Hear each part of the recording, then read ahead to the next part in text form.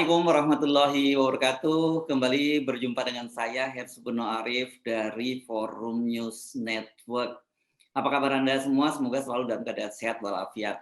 Anda pasti membaca ya, para politisi sekarang sedang bermanuver, katanya mereka sedang mencoba membentuk koalisi-koalisi yang ingin mengakhiri pembelahan. Tapi ada soal yang serius sebenarnya berkaitan dengan masalah pembelahan ini, yakni soal penahanan beberapa aktivis Islam antara lain Habib Rizik Syihab, Munarman dan sebagainya. Dan inilah yang sekarang ini oleh Syarikat Islam, itu Desk Anti Islamophobia dari Syarikat Islam itu mereka mengirim surat ke Presiden Jokowi agar Munarman dan juga tentu saja Habib Rizik Syihab itu dibebaskan.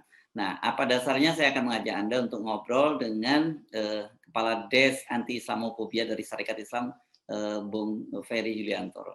Assalamualaikum, Mas Ferry. Waalaikumsalam, Mas Hersu. Apa kabar? Alhamdulillah. Ini akhirnya kirim surat ke Presiden ya soal ini ya? Iya. Iya, sesuai dengan janji kita untuk memberi surat kepada Presiden, dan alhamdulillah 2 hari yang lalu Desk Anti Islamophobia pimpinan Pusat Syarikat Islam sudah menyampaikan secara resmi surat kepada Presiden Republik Indonesia. Dan dalam surat tersebut intinya sebenarnya terhadap kasus-kasus, terutama kasus Habib Rizik Syihab, kasus Munarman, kasus Edi Mulyadi, dan kasus yang menerpa aktivis-aktivis Islam lainnya, itu kita minta di dalam surat tersebut untuk bisa menjadi pertimbangan oleh Presiden untuk dengan semua kekuasaan yang ada yang dimiliki oleh Presiden itu bisa membebaskan para tahanan-tahanan yang sekarang masih mendekam di penjara. Nah, khusus mengenai soal Habib Rizik Syihab, menurut pendapat saya pasti Habib Rizik Syihab, Munarman dan teman-teman yang lainnya tidak mau dalam konteks ini untuk dikasihani, karena pasti mereka juga punya pendirian yang kuat teguh bahwa mereka tidak bersalah gitu. Dan oleh karena itu surat ini sebenarnya lebih ditujukan kepada Presiden untuk memiliki pertimbangan untuk membebaskan itu dengan semua kuasa-kuasa yang melekat di dalam kekuasaan. Mengenai kasus Pak Habib Rizik Syihab ini sebenarnya kita lihat bahwa beliau di penjara dipidanakan dalam seolah-olah memiliki tindak pidana kejahatan gitu. Padahal kan adalah pelanggaran terhadap protokol kesehatan pada saat COVID kemarin gitu, dan terhadap kasus-kasus yang lain kelihatan pemerintah itu melakukan diskriminasi. Kasus-kasus yang sama mereka melakukan pemberian sanksi sesuai dengan protokol kesehatan, ada denda, ada dan lain sebagainya gitu. Tapi khusus untuk kasus Habib Rizik Syihab kelihatan betul pemerintah melakukan satu tindakan yang overacting gitu. Jadi Habib Rizik Syihab sudah membayar denda, kemudian sebenarnya juga itu dilakukan pada saat penyelenggaraan pernikahan putrinya gitu. Jadi harusnya pemerintah pada saat itu tidak memberlakukan pemidanaan dengan alasan seolah-olah Habib Rizik Syihab melakukan kesalahan tindak pidana, padahal sebenarnya hanyalah pelanggaran protokol kesehatan, dan harus dikembalikan lagi bahwa ini adalah masalah dugaan pelanggaran protokol kesehatan dan sudah memberikan pembayaran denda dan sebagainya. Jadi kami melihat sebagai Desk Anti Islamophobia ini masuk dalam kategori ketakutan atau kekhawatiran yang berlebihan terhadap Islam. Islam yang dimaksud ini baik ajarannya maupun tokoh-tokohnya yang kemudian dicari-cari alasannya. Nah, kalau Pak Habib Rizik Syihab ini soal pelanggaran protokol kesehatan. Nah, menurut saya ini sudah sangat layak Presiden untuk membebaskan gitu. Karena alasannya menurut pendapat kami sangat tidak kuat. Yang kedua, kasus Munarman. Kasus Munarman diduga melakukan pelanggaran tindak pidana yang berkaitan dengan terorisme. Sampai dengan persidangan kan kemudian tidak terbukti kegiatan pelanggaran yang berkaitan dengan terorisme itu, Mas Hersu. Justru malah yang dipersoalkan soal baiat, dan sudah terbukti juga di dalam persidangan bahwa sebenarnya Munarman tidak ikut terlibat tidak baiat, tidak memberikan baiat, dia cuma menjadi saksi itu. Dan baiat adalah sebuah tata cara yang biasa dan lazim dilakukan di banyak organisasi, karena baiat itu kan sebenarnya ikrar gitu. Jadi menurut pendapat kami ini juga harus menjadi pertimbangan bagi Presiden untuk membebaskan Munarman dari dugaan-dugaan yang dibebankan kepada Munarman. Begitu juga Edi Mulyadi gitu, dalam pernyataan yang sebenarnya kiasan gitu, menyebutkan tentang Kalimantan itu tempat buang anak. Iya, itu dijadikan alasan dengan disangkutkan dengan Undang-Undang ITE, dan begitu juga dengan aktivis Islam yang lainnya. Jadi menurut saya sudahlah Pak Presiden Republik Indonesia untuk segera dengan pertimbangan-pertimbangannya dengan kekuasaan yang ada, bahwa sekarang seharusnya Presiden, pemerintah menjadikan referensi resolusi Perserikatan Bangsa-Bangsa tentang combating Islamophobia atau anti Islamophobia itu dijadikan pertimbangan untuk melakukan langkah-langkah mengenai pembebasan mereka-mereka yang sekarang masih di penjara, masih di persidangan dan lain sebagainya, begitu Mas Hersu. Dan kami dari Des Anti Islamophobia, alhamdulillah responnya banyak sekali Mas Hersu. Kita nanti akan menindaklanjuti surat kepada Presiden Republik Indonesia ini dengan melakukan yang namanya eksaminasi publik, semacam gelar perkara terhadap kasus-kasus yang ada, termasuk juga kasus Habib Rizik Syihab dan Munarman serta yang lain-lainnya. Eksaminasi publik itu nanti akan kita hadirkan semua pakar-pakar hukum, semua dari lembaga Amnesty Internasional juga kita harapkan undang. Nah, diharapkan dari hasil output dari eksaminasi publik itu akan kita sampaikan juga kepada Presiden, kepada pemerintah untuk menguatkan pertimbangan supaya bisa memutuskan pembebasan Habib Rizik Syihab, Munarman, dan aktivis-aktivis Islam yang lainnya.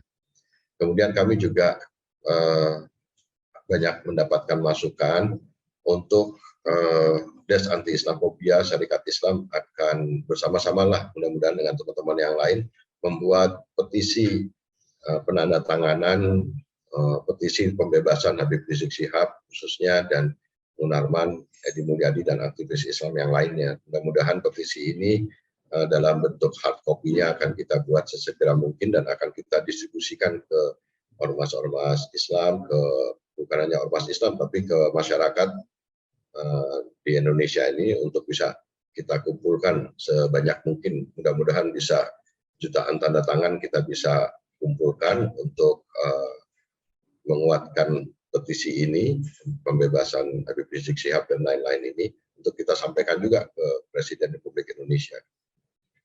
Oke, sekali lagi saya ingin tanya dulu sebelum saya berlanjut. Ini jadi inisiatifnya ini muncul dari Syarikat Islam ya, belum, tidak ada komunikasi sama sekali dengan baik Habib Rizik Syihab, Pak Munarman maupun Edi Mulyadi. Kalau Edi Mulyadi kan prosesnya sekarang sedang berlangsung di pengadilan ya. Iya.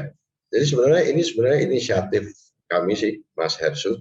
Jadi kami berpandangan dengan merujuk pada hasil resolusi Perserikatan Bangsa-Bangsa tentang anti-Islamophobia itu, hal yang termaktub di dalam anti-Islamophobia itu adalah kriminalisasi terhadap tokoh-tokoh atau ulama-ulama, kemudian lembaga-lembaga Islam gitu yang dituduhkan gitu dengan dasar-dasar yang menurut pendapat kami itu lebih banyak didasarkan kepada ketakutan atau kekhawatiran yang berlebihan kepada Islam, baik dari sisi ajarannya maupun dari dari tokoh-tokohnya gitu.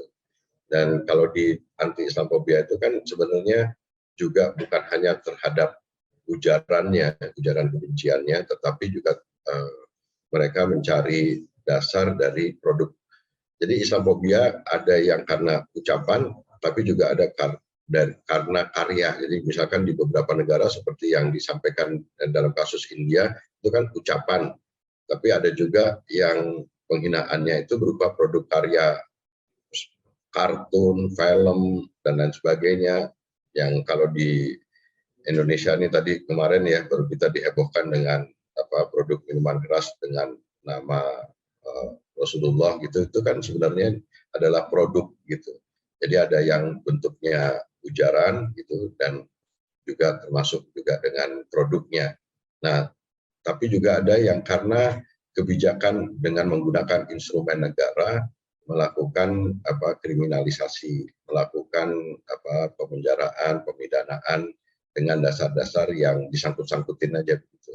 Nah, kita di Des Anti Islamophobia Syarikat Islam bersama ormas-ormas Islam yang lainnya, alhamdulillah kemarin sudah menyelenggarakan 2 kali fokus group discussion untuk membuat naskah akademik dan rancangan undang-undang anti Islamophobia. Diharapkan rancangan undang-undang anti Islamophobia ini bisa secepatnya kita serahkan kepada DPR untuk dijadikan undang-undang, dan undang-undang ini bisa menjadi payung untuk mengintegrasikan tentang undang-undang yang lain-lain yang berkaitan dengan soal ini, misalkan soal penistaan, undang-undang tentang penistaan agama, ada undang-undang ITE dan lain sebagainya, ini bisa tersinkronisasi di dalam undang-undang anti Islamophobia yang rancangan undang-undangnya sekarang sedang kita sempurnakan dan juga naskah akademiknya. Dan oleh karena itu sebenarnya ini bisa dijadikan sebagai rujukan semua pihak, baik dari masyarakat juga menjadi rujukan untuk pemerintah untuk meletakkan kembali secara proporsional masalah-masalah yang seperti ini. Sebab kalau masalah ini terus dipertahankan oleh pemerintah, apalagi kemudian diproduksi dan kemudian membebaskan atau membiarkan para buzzer-buzzer menggunakan isu ini untuk mendiskreditkan umat Islam, ajaran Islam, dan tokoh-tokoh Islamnya, menurut pendapat kami akhirnya dianggap pemerintah ini sengaja memproduksi ini seolah-olah ada masalah di dalam kerukunan antar umat beragama, dibesar-besarkan masalahnya, dibuat stereotip dan framing bahwa Islam itu identik dengan teroris, identik dengan fundamentalisme, radikalisme, dan lain sebagainya. Padahal sebenarnya udah di dunia internasional, di Amerika, di Barat sendiri sekarang kecenderungannya justru malah sebaliknya gitu. Nah, jangan sampai pemerintah kemudian mendengarkan gitu bahwa Islam itu menjadi momok atau menjadi sesuatu yang tidak punya andil di dalam sejarah Republik kita. Jadi Pak Riza Ramli sendiri bahkan menyebutkan bahwa propaganda Islamophobia ini yang dianggap oleh masyarakat, didukung oleh pemerintah ini, itu menutupi masalah-masalah yang lebih penting gitu, masalah penting yang dihadapi oleh negara ini, misalkan soal ekonomi, soal inflasi, soal macam-macam gitu, kerawanan pangan dan lain sebagainya gitu. Nah, ini kan nggak boleh terjadi. Jadi oleh karena itu kita memberanikan diri, Bismillah gitu Mas Hersu, kita kirim surat ke Presiden, mudah-mudahan Presiden dapat hidayah dan kemudian menjadikan referensi resolusi Perserikatan Bangsa-Bangsa ini untuk memutuskan pembebasan dari Habib Rizik Syihab, Munarman, Edi Mulyadi, dan teman-teman aktivis Islam lainnya yang masih bersidang dan masih di penjara. Ya, ini apakah sebelumnya ini sudah ada komunikasi dengan Presiden atau dengan sekretaris kabinet untuk rencana pengiriman surat ini? Saya sudah berkomunikasi dengan Menteri Sekretaris Negara bahwa saya sudah memberitahu kepada beliau bahwa kami akan berkirim surat gitu. Tetapi dengan kita munculkan juga ini di media, diharapkan juga segera mendapatkan dan tanggapan yang lebih serius dari pemerintah gitu. Dan nanti dengan pembuatan eksaminasi publik, ya semacam gelar perkara terhadap kasus-kasus ini, itu nanti kita akan sampaikan lagi kepada Presiden dan pemerintah. Kemudian juga penggalangan petisi pembebasan Habib Rizik, Munarman dan yang lain-lainnya, yang mudah-mudahan bisa ditandatangani oleh sebanyak-banyaknya masyarakat di Indonesia dan khususnya umat Islam ya, untuk mendukung langkah ini. Bahayanya apa ini ya kalau ini terus berlanjut ya, Islamophobia ini? Ya, kalau Islamophobia ini dibiarkan, itu kan sebenarnya ada upaya yang sistematis untuk memisahkan andil dan peran Islam dan umat Islam terhadap saham di Republik Indonesia ini. Nah, padahal kita tahu bahwa misalkan ada upaya untuk mendikotomikan nasionalis dengan Islam. Di Syarikat Islam itu, Mas Hersu, kami membaca secara baik itu bahwa sebenarnya itu tidak bisa didikotomikan. Karena apa? Karena istilah nasional itu sendiri oleh Pak Haji Umar Said Cokroaminoto justru menjadi istilah yang pertama kali diperkenalkan oleh Syarikat Islam pada acara Kongres Sentral Syarikat Islam di Bandung. Jadi kalau sekarang ada orang yang mencoba untuk mendikotomikan Islam dengan nasionalis, menurut saya lupa membaca sejarah Syarikat Islam itu. Nah, oleh karena itu Syarikat Islam hadir di sini juga dalam rangka untuk meluruskan sejarah supaya semua orang tahu bahwa Islam itu punya andil besar terhadap sejarah Republik Indonesia ini, dan jangan coba-coba untuk memutarbalikkan sejarah.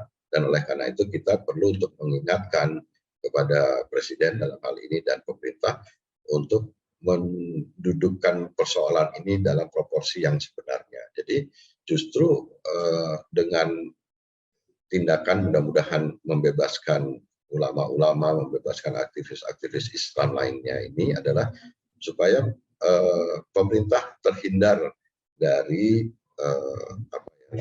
terhindar dari Islamophobia itu sendiri gitu.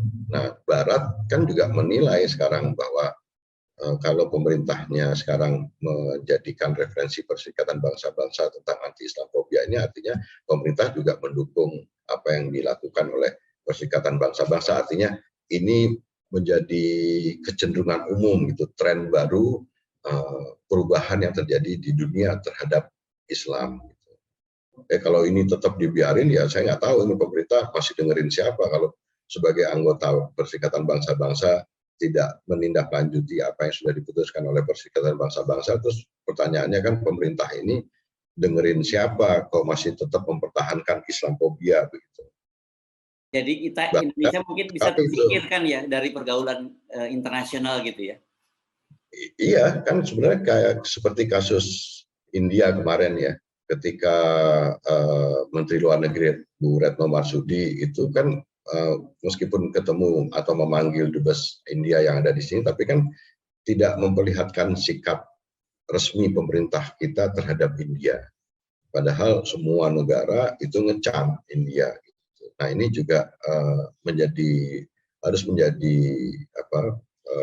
pertimbangan buat pemerintah bahwa sebenarnya hal-hal yang menjadi referensi atau ruang lingkup dari anti-Islamophobia itu sekarang harus diletakkan dalam pertimbangan yang benar, supaya Menteri Luar Negeri dalam menanggapi India dia harusnya mengecam kemudian pemerintah India dan meminta pemerintah India untuk memberikan sanksi terhadap pejabat di partai BJP-nya itu.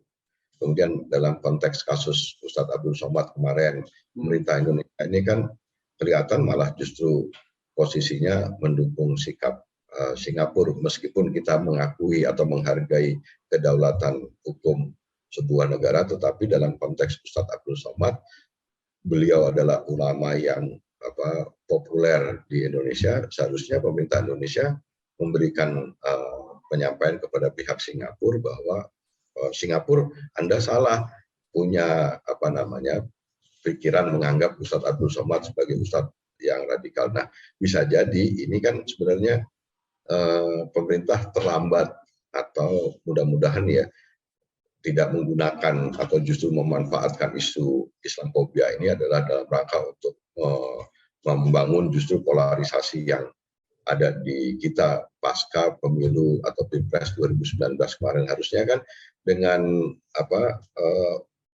dengan niat yang baik harusnya pemerintah melakukan rekonsiliasi, bukan justru malah membiarkan orang kayak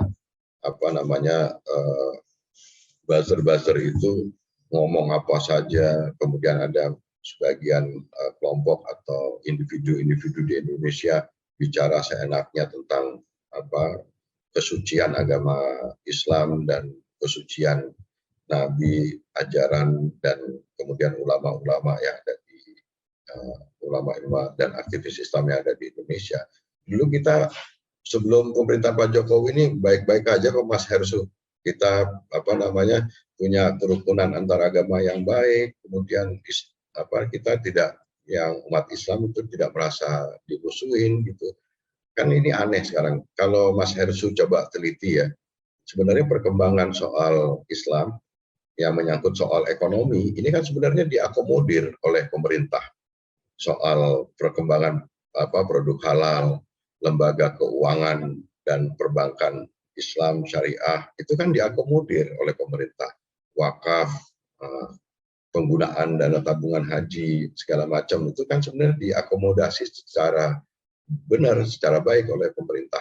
Tetapi kenapa ketika bicara tentang sisi sosial dan politiknya, pemerintah kok Islamofobia gitu. Tetapi kalau untuk soal ekonomi mereka nggak Islamofobia gitu.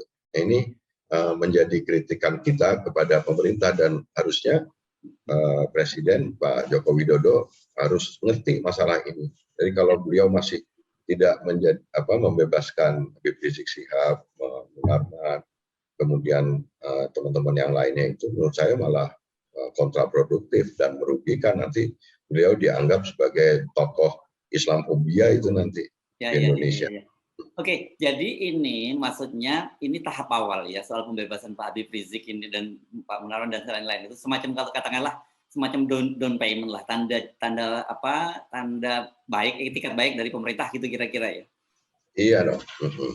Harus Mas. Jadi ya saya sih merasa mungkin kalau diberi pasti Habib Rizik Syihab, Munarman dan teman-teman itu nggak akan minta nggak akan mengajukan permohonan gitu, karena mereka merasa tidak bersalah kan, dan menurut pendapat kami memang tidak bersalah, dan oleh karena itu surat ini ditujukan ke Presiden. Intinya dengan semua kekuasaan yang dimiliki oleh Presiden pokoknya membebaskan itu dari tuduhan-tuduhan yang menurut pendapat kami kurang dangkal dan remeh-temeh gitu loh. Dan saya kira ini momen menjelang pemilu ini penting ya dilakukan semacam ini, karena saya mendengar juga kan Pak Jokowi kemarin bicara pada wartawan juga sedang mengotak-atik calon-calon capres dan cawapres supaya tidak lagi terjadi pembelahan. Dan Anda memulai dengan ini, saya kira ide ini kalau diadopsi oleh Presiden Jokowi ini sudah memberikan semacam sinyal yang baik kepada publik, terutama khususnya umat Islam. Iya, setuju. Jadi yang pertama pengalaman kami itu 2 kali Pilpres dengan hanya 2 pasang dengan syarat yang presidensial threshold yang 20% ini memang membuat kemudian pembelahan yang memiliki potensi yang konflik yang lumayan besar Mas gitu, dan terbukti di Pilpres terutama yang 2019 kemarin kan jadi terjadi itu benturan gitu. Dan oleh karena itu sebaiknya 2024 ini memang kalau bisa sebenarnya harapannya 20% itu nggak ada presidensial threshold itu, supaya tidak jadi 2 pasang lagi. Tapi harapan kami sebenarnya negara, pemerintah bisa mendorong sebanyak mungkin pasangan, lebih dari 2 pasang, karena lebih dari 2 pasang itu juga akan meminimalisir potensi ketegangan gitu. Ya. Nah, oleh karena itu sebenarnya ini momen yang baik untuk Presiden dan pemerintah untuk mengevaluasi sikap yang menurut pendapat kami sangat diwarnai dengan Islamofobia, dan kita kembali gitu untuk merukunkan kembali antar umat beragama. Dan ini kan jadi modal sosial yang bagus untuk melihat ke depan gitu, bahwa Indonesia dalam menghadapi situasi yang berat ke depan ini, baik soal ekonomi, militer, keamanan, dan lain sebagainya. Semua kekuatan bangsa itu bisa disatukan dalam rangka untuk menghadapi ini, gitu Mas Hersu. Baik, oke, terima kasih Dr. Ferry. Sama-sama Mas Hersu, mohon doa dukungannya Mas. Ya. Ikut ngumpulin tanda tangan nanti Mas Hersu. Siap, oke. Ya. Assalamualaikum warahmatullahi wabarakatuh. Waalaikumsalam warahmatullahi wabarakatuh.